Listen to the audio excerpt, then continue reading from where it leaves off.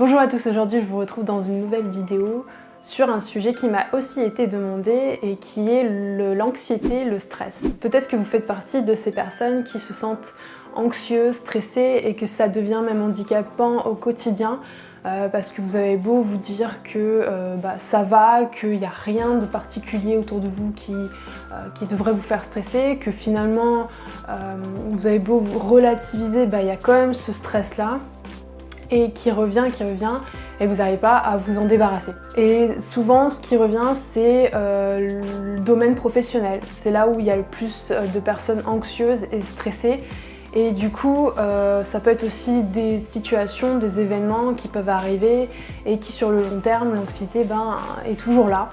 Et en fait j'ai envie de dire que c'est normal aujourd'hui de ne pas savoir gérer ce stress là parce que c'est pas quelque chose qu'on nous a appris. Oui, le stress c'est quand même quelque chose qui est normal, en fait c'est naturel d'en avoir quand il y a un danger. Le corps sécrète la cortisol qui est une molécule de stress pour pouvoir justement nous faire réagir beaucoup plus facilement et nous faire survivre.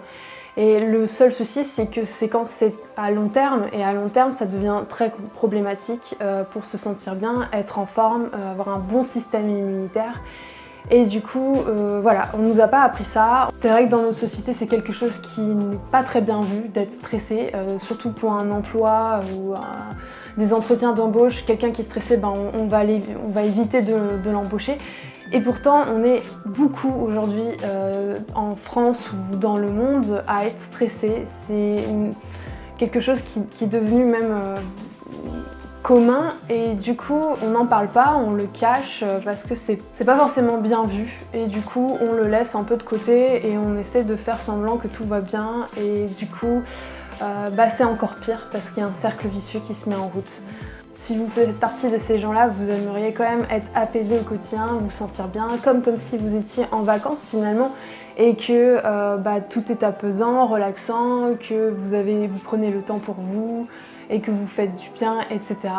Et donc, ce qui est bien, j'ai une bonne nouvelle, c'est que ça s'apprend. D'être quelqu'un d'apaisé, de zen, voilà, c'est quelque chose qui s'apprend, qui se met en place. Il y a des outils de gestion du stress et donc de l'anxiété et voilà, c'est possible de se sentir apaisé. Tout le monde a cette possibilité-là, peu importe le passé que vous avez eu, l'éducation, etc.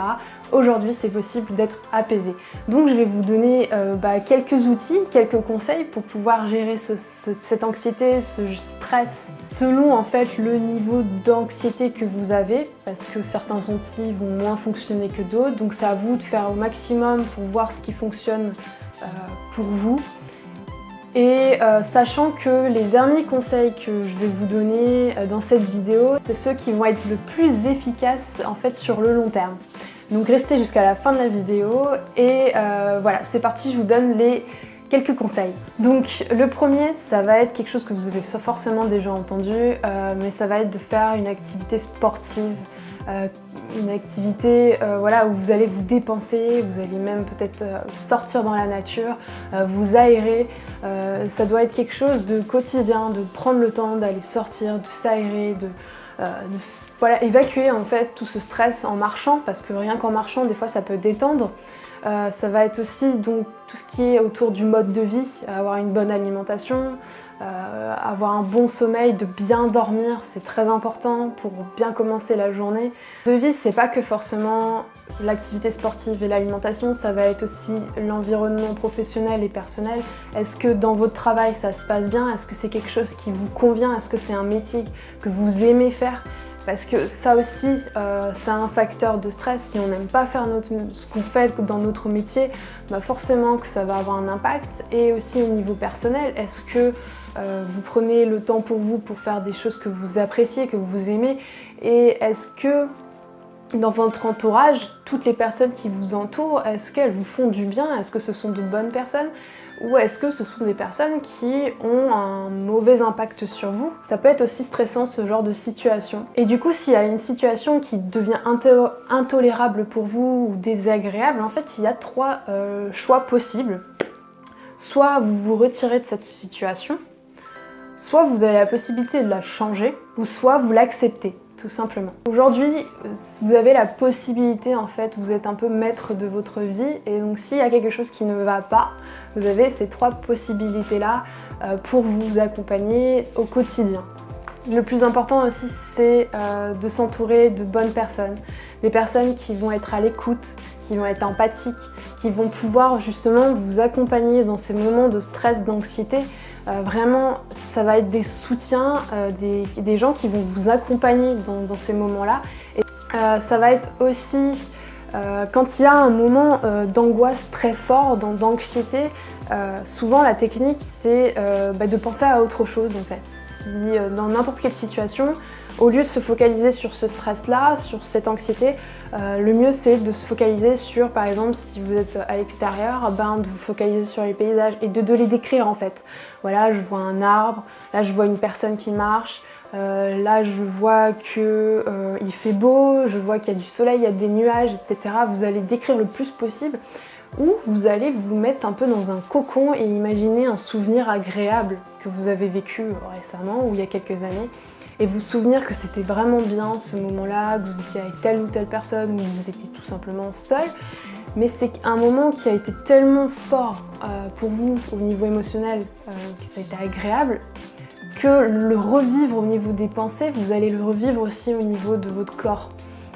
Et du coup, c'est un des outils aussi qui peut être sympa quand ça va pas du tout, de se remémorer de certains souvenirs ou de décrire le paysage, ou d'imaginer quelque chose que vous appréciez, peut-être un film, peut-être une activité, peu importe. Voilà, trouvez quelque chose, un outil qui va être un peu une ressource pour vous quand il y a un moment d'anxiété qui arrive. Il faut vraiment trouver ce petit moment de ressource. Un autre conseil, ça va être aussi la respiration ventrale qui existe pour pouvoir justement évacuer ce stress-là.